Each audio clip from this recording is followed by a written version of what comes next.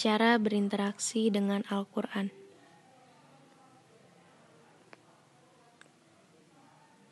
Pertama, membaca dengan tartil. Allah berfirman, dan bacalah Al-Quran itu secara tartil. Quran Surat Al-Muzammil ayat 4.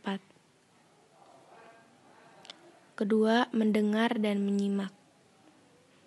Allah berfirman, dan apabila dibacakan Al-Quran, maka dengarkanlah baik-baik, dan perhatikanlah dengan tenang agar kamu mendapat rahmat. Quran Surat Al-A'raf ayat 204. 3. Memahami dan mempelajari. Allah berfirman, dan sesungguhnya kami jadikan untuk isi neraka jahanam kebanyakan dari jin dan manusia. Mereka mempunyai hati tetapi tidak dipergunakannya untuk memahami ayat-ayat Allah. Quran Surat Al-A'raf ayat 179. 4. Mengamalkan dalam kehidupan sehari-hari.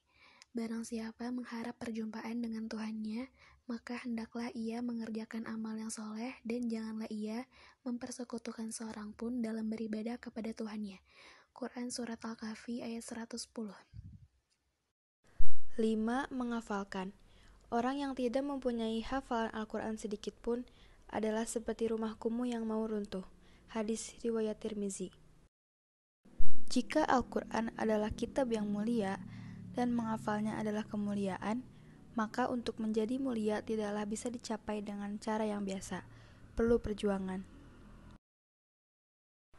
6. Terus belajar mengajarkan Al-Quran. Allah berfirman pada Quran Surat Ali Imran ayat 79, yang artinya, hendaklah kamu menjadi orang-orang Rabbani, karena kamu selalu mengajarkan Alkitab dan disebabkan kamu tetap mempelajarinya. Rasulullah Shallallahu Alaihi Wasallam bersabda, khairukum man ta'allamal Qur'ana wa 'allamah. Sebaik-baik kalian adalah orang yang belajar Al-Quran dan mengajarkannya. Hadis riwayat Al-Bukhari. Hadis ini menerangkan betapa mulianya kedudukan Al-Quran, orang yang belajar dan yang mengajarkannya. Selanjutnya, keutamaan membaca Al-Quran. Yang pertama, mendapatkan banyak kebaikan. Barang siapa membaca satu huruf dari kitabullah, baginya satu kebaikan akan dilipat gandakan 10. Aku tidak mengatakan alif lam mim itu satu huruf, akan tetapi alif satu huruf, lam satu huruf, dan mim satu huruf. Hadis riwayat Tirmizi. Selanjutnya, yang kedua, menjadi syafaat di akhirat. Rasulullah Shallallahu Alaihi Wasallam bersabda, bacalah Al-Quran, sesungguhnya ia akan menjadi penolong pembacanya di hari kiamat. Hadis riwayat Muslim dari Abu Umamah. Selanjutnya, ancaman bagi orang yang tidak mengamalkan Al-Quran. Allah berfirman, wahai orang-orang yang beriman, kenapakah kamu mengatakan sesuatu yang tidak kamu kerjakan? Amat besar kebencian di sisi Allah bahwa kamu mengatakan apa-apa yang tidak kamu kerjakan. Quran Surat As-Saff ayat 2-3. Selanjutnya adalah keutamaan membaca Al-Quran. Di sini ada 7 keutamaan membaca Al-Quran. Yang pertama, pahala berlipat. Yang kedua, derajatnya diangkat oleh Allah Subhanahu wa Ta'ala. Yang ketiga, kita akan mendapatkan ketenangan hati. Yang keempat, kita akan mendapatkan pertolongan saat hari kiamat.